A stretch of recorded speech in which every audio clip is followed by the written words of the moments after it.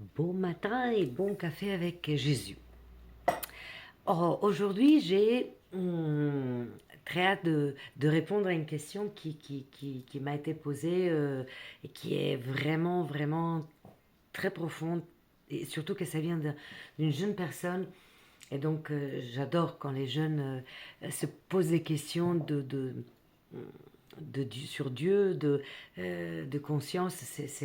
Ça me fait du bien parce que j'aime bien voir les nouvelles générations qui sont à fond dans la recherche de Dieu, qui se contentent plus de ce qu'on leur raconte, mais qui posent des questions.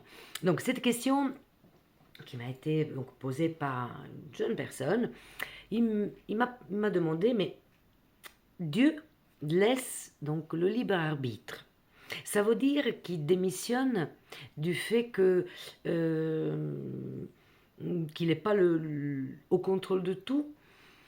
Donc il nous laisse le libre arbitre. Donc est-ce que ça fait pas de lui quelqu'un de moins parfait, donc de moins Dieu? Est-ce que ça pourrait pas montrer une faiblesse de Dieu? Waouh!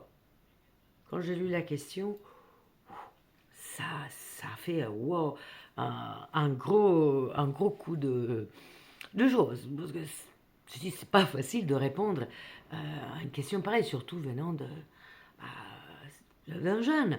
C'est beau, j'adore, j'adore. Donc, ma réponse est en posant la situation opposée. Le libre arbitre permet à Dieu de montrer aux hommes qu'il les aime, comme tout bon papa.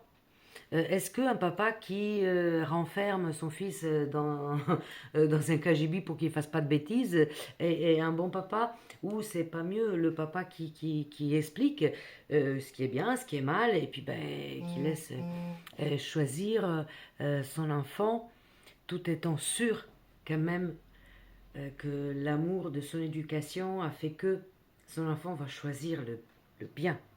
Hmm. Donc voilà, Dieu, nous laissant le libre arbitre, aurait choisi d'être un bon papa qui nous explique, qui nous montre les deux réalités et qui nous permet de choisir.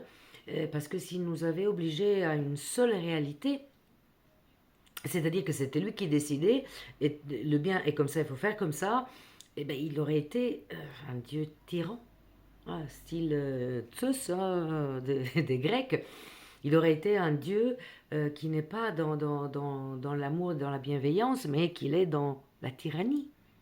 Et puis il aurait créé qu'une ribambelle de robots.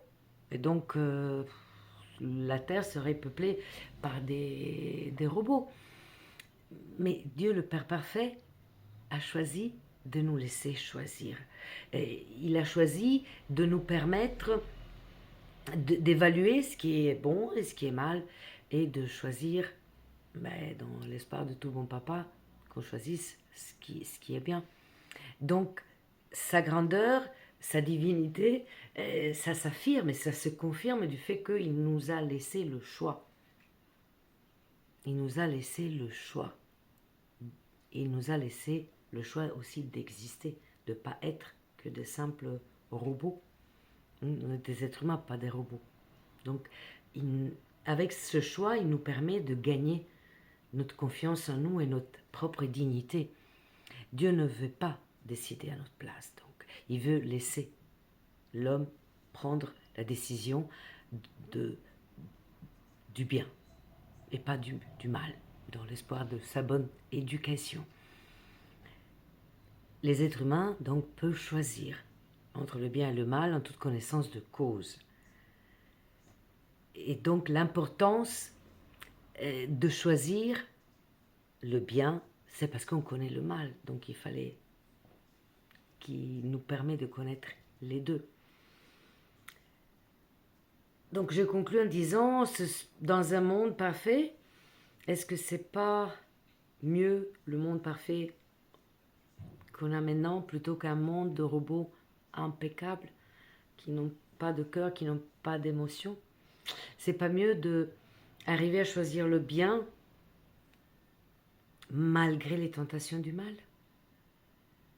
Je vous laisse réfléchir et j'attends encore plein de questions. Et que Dieu vous bénisse. Bonne journée.